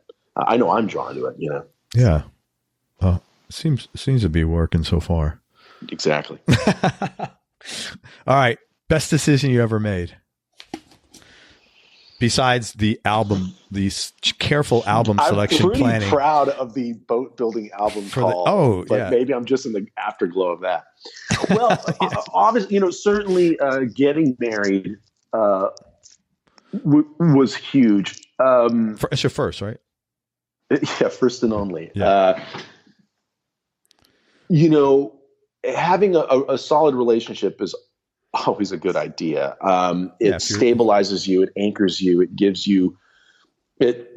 If you're lucky enough to have that, if you're you inherently in a healthy way, you're in some form you're in service to another person, and not just serving yourself all the time.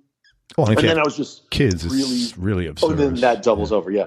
But and then the woman I was lucky enough to marry is just a very, very supportive and very strong human being. That's great. And has an angle on topics and decisions that I myself wouldn't normally have. So when we talk about it being a balance, it's just, to this day, we've been together for over 20 years, but I still think, oh God, I know I wouldn't have thought of it or approached it that way. That's why I asked you. This is, I'm assuming she's going to listen to this. This is like huge brownie points. I doubt she'll listen to this, to be honest. Oh, really? Okay. Maybe she will. Yeah. I mean, she may, but I don't know. I'd be surprised if she did. Now you're going to say, hey, honey, check this out. Because you have these nice brownie points coming. It's going to be like, and it's genuine, which is even better. I think the private ones are the ones that matter most. Well, that's cool, man. Getting married. Most important things you've learned about yourself throughout your life and your career. Well, passive aggressive behavior does not help. Are you passive aggressive?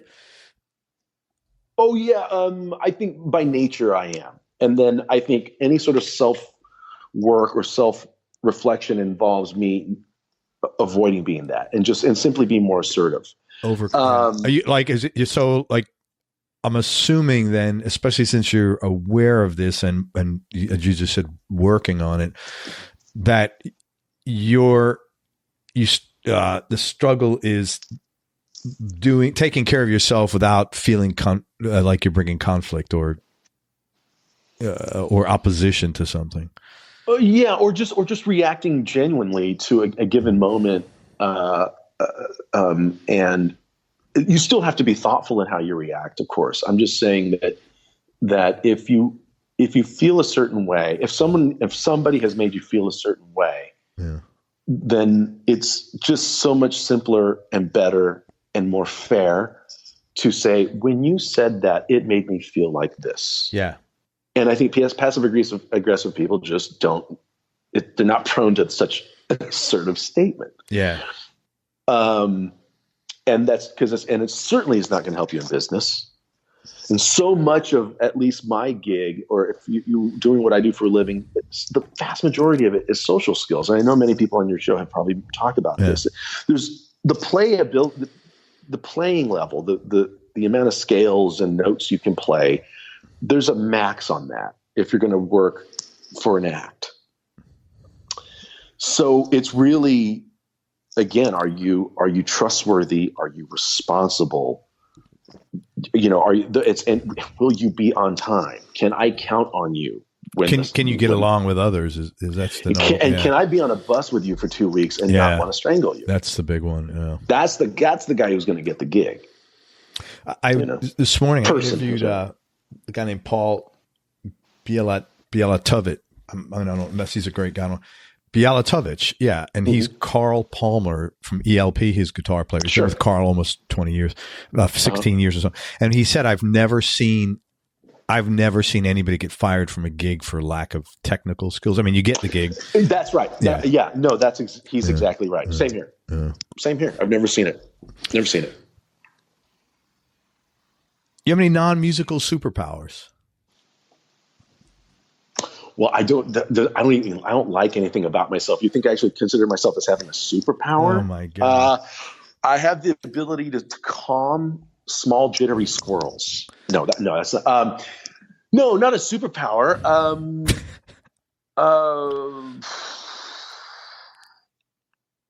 How do people normally answer? What answers have you had with that question, Craig? Loads. I mean, really? Anything from, I don't ask the same questions every time, but some of them are weird and some of them are not weird. Like one of them is like, I'm really good at washing and drying dishes. And that was always an odd one. A lot of guys are really good at cooking. Yeah, right. Well, it's not my superpower. I cook because I can feed my family, but I cook because I can read. It's like a recipe, and you do what the thing says, and you put the food on the table. It's like superpower. My memory is pretty strong. That's good. I recollect. It's funny. I did the score for a documentary called Unforgettable, if people can find it out there. And it's about a man named Brad Williams who has hyperthymesia. It's probably maybe 20 people in the world now that they've discovered have it. And their memory is what we would call superhero level. Okay. And so you just say May 3rd, 1972, and he'll say, that was a Tuesday. I was directing a college play at the time. My aunt came in and visited. She had a tuna sandwich. So it's autobiographical. So there's people on the spectrum who can do the calendar. Like you say, March 2nd, 1842, and they'll say Thursday. But they've done a mathematical calculation to do that.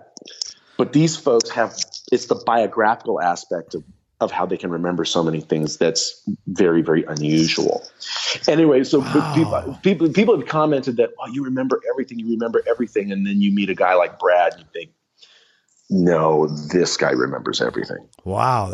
I don't know if part of me would want that skill set and part of me would not. That's interesting. I always think that's very interesting because you get one of two responses and most people think, I don't think I want that. Then other people think, I would love to have that. Yeah. And I think that says something about your life experience is going to detail how you answer that. It's like UB Blake, I think, had the quote, "The secret to a long life," and it was good health and a bad memory was his answer. Well, like I heard an interview in time with the Denver Broncos, John Elway or something like that, and he said, "What's the secret to being a good quarterback?" Or maybe it was from the Cowboys having a brain fart. Aikman. Yeah, Troy Aikman, I think it was.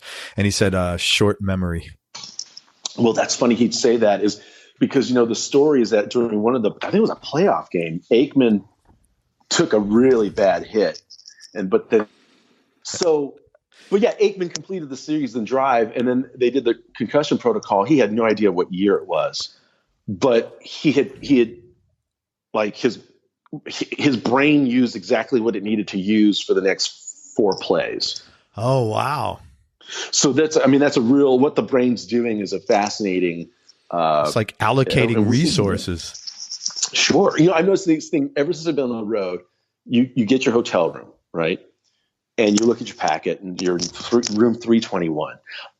I know that. I don't have to look at the packet again to get to my room for the next day or so. But the second I check out of that room, I really can't remember the room number because there's another room number I'm going to learn that day because we're going to a different hotel. Sure. Like we do that short term. We do these compartmentalized things with our brain. Oh, wow. Biggest business or personal win? Ooh, biggest business for personal win. boy, I tell you what, this Dwight's invitation for me to play guitar for him, it's really, really, I really can't imagine my life, what I'd be doing if that didn't happen. That's cool, man. And that's just a genuine, it just changed everything.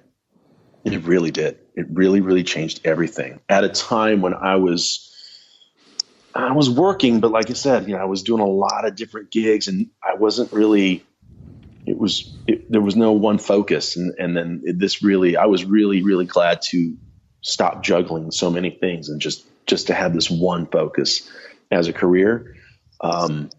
It's really, really hard to underestimate that. And I would imagine, I know how committed you are, man. I'm sure he really appreciates that. So I'm sure it's, I'm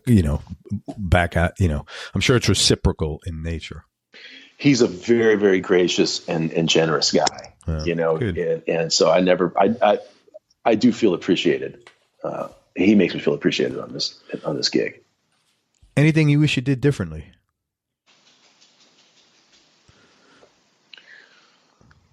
Oh yeah. I could have been more, I could have been more assertive, when I was younger, and just in terms of career. I wasn't, I don't think I could have pushed myself a lot harder in terms of networking or being in a room around more national level acts. But you could make a case that for whatever reason, maybe I just was not ready. Maybe I internally knew I wasn't ready for the big time. Although I was always happy to play for big audiences, and I never shied away from the big moment in any that I can think of. But I just sort of, I wasn't the person to kind of walk in and say, and demand a gig. Yeah. I've really had gigs have always fallen my way. They've approached me and I take them. And I don't know that I've ever really went out and just hunted a thing down. And so you have to wonder in an alternate history, could I have been further along, whatever that means. Yeah. Right. Could I have been further along, or could I have been further along just sooner? Sure. And then therefore I would, by now I'd had even more experiences, or I met even more interesting people, or I made more connections. So that occurs to me, Yeah. Totally get that. I mean, I don't think about it much, but that you asked. Yeah, that's a question. That's sure, what man. comes to mind. Yeah. Two more questions, man. Toughest decision you've had to make, or most difficult thing you've had to do? I think I'm a pretty fortunate guy in that, and I don't want to give a blasé answer about things. I'm pretty lucky to not have tons of regret in my heart. And maybe that's just coming from really focusing on living a life of gratitude, of, like I was saying recently on my podcast, or about a couple of years ago, maybe actually, when what was that spell in early 2016 when so many of our favorite artists died, Glenn Frey and David Bowie and Prince. And it just seemed like we were losing this unusual amount of our stars and favorites. Tom Petty, I remember mostly it was Petty that made me think this way. It was right. It is a shame. It's a shame he's no longer here. But instead of thinking of it that way, let's just be grateful that we got him at all. Sure. Let's just be, we got what we needed from Tom. Those records are there. Those memories are there. He really helped provide a soundtrack to a lot of our lives, and we're luckier for it. And to kind of live in some sort of, some sort of category of loss, it's not good. It's of no use to anyone, is it? I never, ever pay attention to any of that. I don't mean to minimize or disrespect the value of anyone, but it's right. For my own mental capacity. I have no interest in dwelling on anything fucking negative. Call me Pollyanna. Yeah. I don't care. I don't want to think. I have enough negative shit in the daily. Yeah. Well, I mean, like, the stuff you have to do. I'm right. There's for enough me. stuff. When I see that, I immediately shut down Facebook for a couple of days. Oh my God. I haven't watched news I'm 55. I haven't watched news in very close to probably 35 years. Well, I agree. Watching it and reading it are two wildly different experiences. Also, my wife who works in the corporate world, and one thing I've learned from her years ago, she says, listen, bosses don't like surprises. Yeah. Right. So that's a very valuable thing to walk in. Is like, wow, this has happened. And, should we tell so-and-so? It's like, look, man, bosses don't like surprises. And by the way, your boss probably knows how to handle this thing right better than you do, probably done it before and you never thought of it. So let the boss know, because if you don't let him know, then the boss doesn't get a chance to manage this moment. Right. Sure. Right. So you're not doing whoever your employer, you're not doing that person a favor by hiding stuff from them. Now, the reason I mention that is because surprises happen to all of us, right? Thomas Jefferson runs on a non-expansion platform, and then the Louisiana Purchase comes up. It's like, oh, really? That's a first. Well, I'm just saying, George W. Bush ran on a compassionate conservatism thing, but he doesn't. But then 9/11 happens a few months into his run, and he has to now react to that. The rest of his presidency is a reaction to that. So I'm using these national level historical examples, but yeah, life's going to happen to you as it is. So do you really want to burn calories on the stuff you can't change? No, it's like trying to figure out why lettuce is priced at whatever the price is, And I've actually thought about that. When I was a kid growing up in Yuma, Foxy lettuce came out of there, and I didn't understand, why can I not buy Foxy lettuce at my store in Yuma? Where is it going? And then I learned about kind of global trade and all that stuff, and then my head started to hurt. I went and I took a nap probably. But my head's hurting just recounting the story. So sorry. Last question, man. Oh my God. Okay. Biggest change in your personality over the last 10 years, and how much of that has been intentional and how much is part of aging? Well, you just don't give up, do you? This is an interview show about you. I know, but did I tell you I play 11s on my electric guitars? Because I thought you didn't ask about a pick gauge. I use a heavy pick when I play electric. I use a medium when I play acoustic. I thought we do 15 minutes on this. It's called Everyone Loves Guitar, not guitarists. Personality change. Oh God. Well, of course, in the past, 10 years, it's hard to think about the 10 years without the Dwight gig and without my daughter, our daughter, I should say.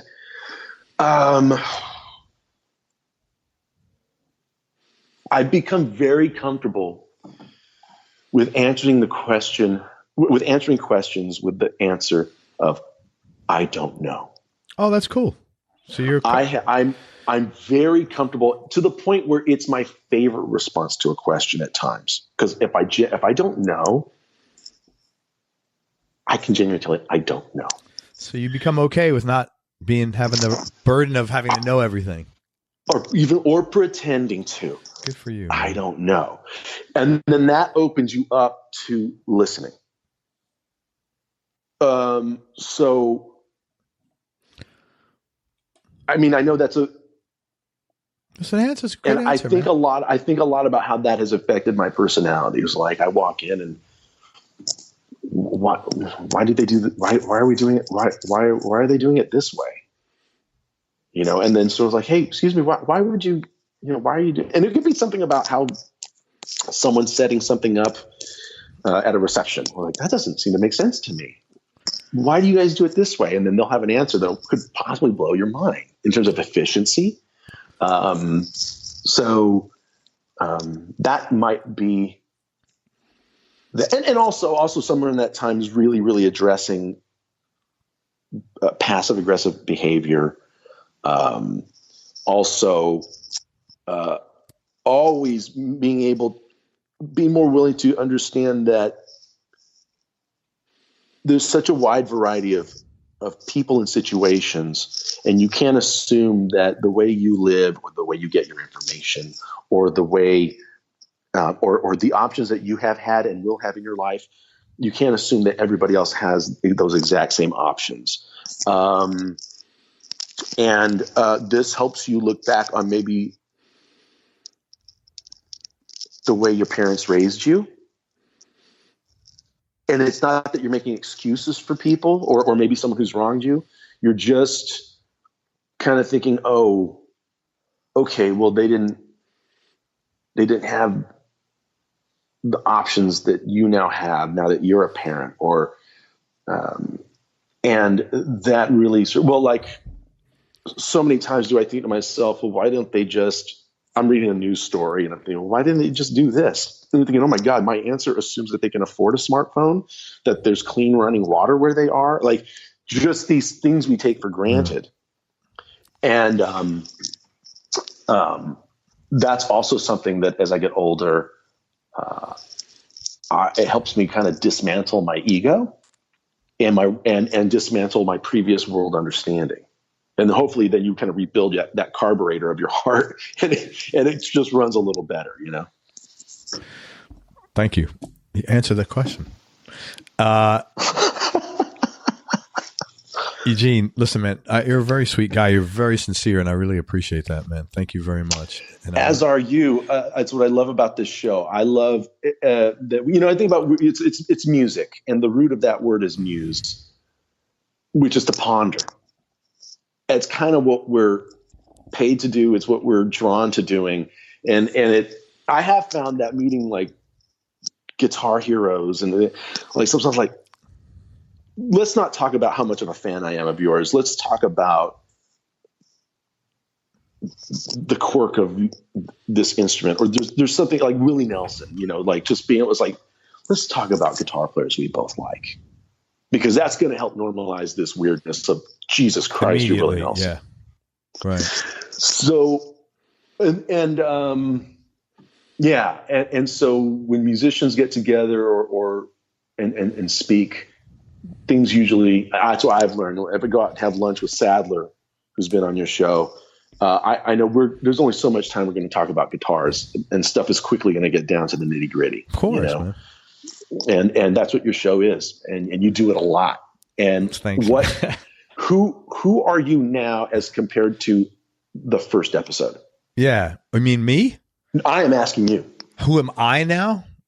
Compared to the cat that recorded the very first interview. A nice question. Thank you for asking that, because it's a good answer. I'm a lot more open. I'm a lot more comfortable being vulnerable with my own feelings, because I've interacted with so many people who are very comfortable doing that, and it's made me much more comfortable. I am so much more aware of how important it is to do what you like for a living. Another thing where I have to tell me, it's a vast minority of people on the planet that do what they love for a living. And so you kind of always think about someone's mood. It's like, why is that guy being such an asshole? It's like, well, first of all, yeah, he's yeah, you know what I mean? Like he's getting up every morning, just like hating the fact that he woke up. And now you not signaling your lane change is probably a different annoyance it is to you, who gets to play guitar all day. Right. Yeah, that's become a tremendous realization of, you know, I never had that exposure. I didn't grow up in that environment in the business. Right. The little mentoring in business I had was by people who didn't espouse that. They were very money oriented. I've never like, and so I would think of, I'm not money oriented, but I'm accomplishment oriented. And in business, you sometimes measure that accomplishment through money. So it sounds, it's the marker. Yeah. It sounds like I'm money's the goal. But for me, it was more like, okay, let me do as best as I can. In this case, some of it is measured by how much money, how many clients you get or whatever. But I never, irrespective of that, and I'm always been real ethical. So I don't really have the need to go down there because it's not like, well, I did this at someone's expense. I've never done that. I've been working since 14. I've never taken a dime I haven't earned, but earned many times over. But I really think it's so important now. And I'm so proud of my younger son. He went back to college and he's an amazing kid. He had mild cerebral palsy and he's got, you see it when he walks. He ran track and field 4 years. He swam 4 years. Really? And he wrestled 4 years and he didn't win a match until his senior year. But he decided now, he's like so like inspirational for me. Well, every day when I'm in the gym and I'm struggling with a set, I think of Casey running around the track, dead last sometimes, most of the time. Yeah. Anyway, but he's going and I'm so proud of him. He wants to be a physical therapist because he feels like, I had physical therapy as a kid and I can help others because I understand empathetically what that might feel like for them. Let me ask you something. Yeah. Father to father. Do you remember the first time one of your, I guess it would be your firstborn, right, when they did something that you yourself cannot do? Well, he can kick my ass now. I mean, to be honest with you, he's like really, really strong. I wouldn't even think of engaging in it went like, and I can handle myself. But you got to show them, crush me, man, to do absolutely everything from feeding themselves to cleaning themselves to where every day is not a suicide mission. You've taught them everything. And then one day they just do something like, I didn't teach you that. How do you know how to do that? No, I don't. And then one day, that thought never crossed your mind where it's like, no, because I always expected them. That was my expectations. So it wasn't like, wow, I'm amazed at that. And maybe that was, I shouldn't have, like, I never had any, I've learned through parenting not to have expectations of anybody, to be very honest with you. I don't mean that. No, that's a very wise point. And I don't mean that in a caustic way, like, oh, I don't expect anything. No, I know. No, I just mean like, man, I don't know who you are and you have the right to be whoever you are. And I have no right at all to expect who you need to be because it's none of my fucking business. But I expected my kids to wean off of me, and I was and I'm really happy. So it was not like, I don't have a marker per se of it because I was so, now when you have one kid, it's a different thing. Yeah. It's very different because I had 3 and I didn't even know, like, it's overwhelming. It's just like from a time management, I didn't have time to notice probably a lot of the things you did. I'm not saying, oh, my job was harder. I just, my schedule had more, like, I didn't have time to notice those things probably as much as you did. There's usually fewer photographs of the youngest kid compared to the oldest kid in most families. Well, with us, it's not, because we have a big break. We have 29, 27, and 19. Oh, okay. So and 2 boys. Yeah, great. So by the way, you had 2 boys and a girl. So of course, girl, a million pictures, blah blah blah. But so yeah. So I can't answer that question because I don't. Okay. If I had one, I'd probably be able to answer that. Maybe, yeah. But I always, it's funny. It's just one of those things where, like, my daughter last year became scuba certified, and then I just like watch her scuba dive. I'm sitting there thinking, I can't do that. I mean, I technically and literally I cannot do that. And your kid's just off doing something that you yourself cannot do. And I thought, and it was a moment, just like, wow. I mean, I guess, I could do that, but for right now, that's something that she can do that I cannot do. And there's a sense of pride and and you understand their independence. And it's just this beautiful breakaway moment. But also she's a very talented visual artist. She can just draw. I mean, she could just draw anything, and I can't even make a stick figure. And that's another thing where, like, that cool. Weird innate talent thing is like, I don't. Oh, but look what you can do with a guitar, though. But look what you can do with an instrument. No, I'm just. Well, there's still things I can drive a car and she can't. I mean, those things are, there's things that are quite codified in that way. But I can avoid answering questions a lot better than she can. No. Listen, but You're speaking of her, I do. No, you got to chat, chat, man. Let me just tell people. I want to just tell. Thank you, man. I really appreciate it. Yeah. I just want to tell people where to. I wish I could stop saying That's like what I wish. Eugene, I'm going to tell people where they can find a couple of things that you're doing. I want people to get hip to the Jukebox Graduate Podcast. You do that, and you talk about cool things that you can get out of music. It's a positive vibe show. Where can people find that? Go to thejukeboxgraduate.com. Okay. And you'll see episode descriptions. You can get it on iTunes. You can get it. We have a Spotify playlist that's tied to every episode where we pretty much post music that's related to everything we mentioned in a particular episode. It's on SoundCloud, all the usual places. We try to get an episode out once a month. It's a little tough because of our schedules. I have a podcast, a partner named Dave Rayburn, a friend of mine that we've known for each other since the mid 90s, I suppose. So we've always got to get our schedules together. Sure. And then we like to have guests on. So that's a third well, you know about this. Yeah. Or you go look at The Jukebox Graduate on Facebook, and please follow us there. I'm really proud of the show. It's a beautiful outlet. It's an interesting thing when you have to listen back. Oh, I never do that. Are you out of your mind? Oh. No. I would never put anything out if I had to listen to myself. Because we listen back to what you've recorded, so you can edit it, and just it's been therapeutic to hear myself in conversation. Okay. Because we never hear. That's a funny thing where it's like, okay, I interrupt too much, or I say too much, or you pick up little things you wouldn't normally notice about yourself. So but anyway, and we just like talking about tunes, and we try and turn people on to really good music, past or current. There's a lot of good stuff out there. So cool. Yeah, thank you for mentioning it. And that's another thing. I'm a much better listener than I was 500 episodes ago. Mm-hmm. Okay, so check that out. It's the Jukebox, Jukebox Graduate Podcast. Also, Dwight Yoakam has his own network on Sirius. Is his own show? No, his own channel. His own channel on Sirius. That means he's a freaking big deal. The big beat. Yeah, Dwight Yoakam, the Bakersfield Beat. The Bakersfield Beat channel, and the Greater Bakersfield. Dwight picks.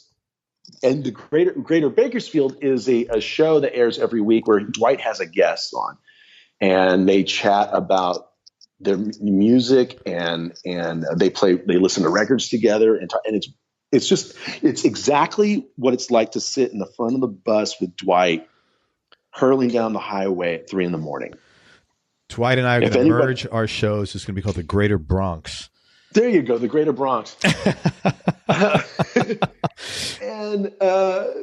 So the Bronx is called that because it was a family was it the Bronx family owned that land? Is that how that? You are like a walk. Yes, that's correct. You're a walking encyclopedia. I didn't know if that was wait a minute. Urban legend. Hold on. Don't be a musician. Let me finish promoting you. Okay, I'm sorry. Okay. Also, Eugene Edwards on Facebook. Check him out on there because he's got all the stuff he's doing on his Facebook page. Also, Instagram and Twitter. It's Eugene Edwards 25, and that's how old the guy looks. So there you go. Oh God, you do, man. I was gonna almost card you to come on the show. And that's it. You're way too kind. You're way too kind. Man. Did I miss anything? No, man, you got everything and more than I wanted, I'm sure. No. Jukebox Graduate. Check out Dwight Yoakam's channel on Sirius. It's called the Greater it's called what's this channel called? The Bakersfield Beat is the name of the channel. Beat. Okay. Greater Bakersfield is the name of the show that he does within the channel that I think is really, really special. It's really, really special what he's doing there on that show. Very cool, man. And I hope to meet you one day, man. I hope you come down to Florida. We'll definitely hang out. Plan on it. We could go smoke cigars in Ybor City. And I have not. I do. I used to smoke cigars quite a bit. Now I never really have the time. So that would be a wonderful, very wonderful relaxing. experience. That's why I do it. It's really relaxing. Yeah. You sit there, have coffee or a beverage, whatever you want, and you can tell me about the history of the Bronx, and I will acknowledge everything you say. Oh, God. Anyway, bro, I know you gotta jump. Thanks for everything, man. I appreciate it. You're a very sincere guy. Thank you. Everybody, thank you Craig. for This listening. meant a lot to me. You're welcome, man. My pleasure. Thanks for listening. If you enjoyed this interview, please share it on your social media channels. We appreciate your support. Please check out Eugene Edwards on tour with Dwight Yoakam and check out his podcast, The Jukebox Graduate. And thanks very much to Eugene for spending time with us. Make sure you go to everyonelovesguitar.com, sign up to get on our newsletter list so you and I can connect. And most important, remember that happiness is a choice, so choose wisely. Be nice, go play your guitar, and have fun. Till next time, peace and love, everybody. I'm out. We hope you enjoyed this show. If you did, subscribe to the Everyone Loves Guitar podcast, and you can do this online at everyonelovesguitar.com or on iTunes. And if you like the show, please leave us a 5-star positive review. The more 5-star reviews we get, the higher our show ranks, and higher rankings mean we get to continue speaking with cool, interesting guests on our show. We'll see you on the next episode, and until then, keep playing your guitar and have fun making music.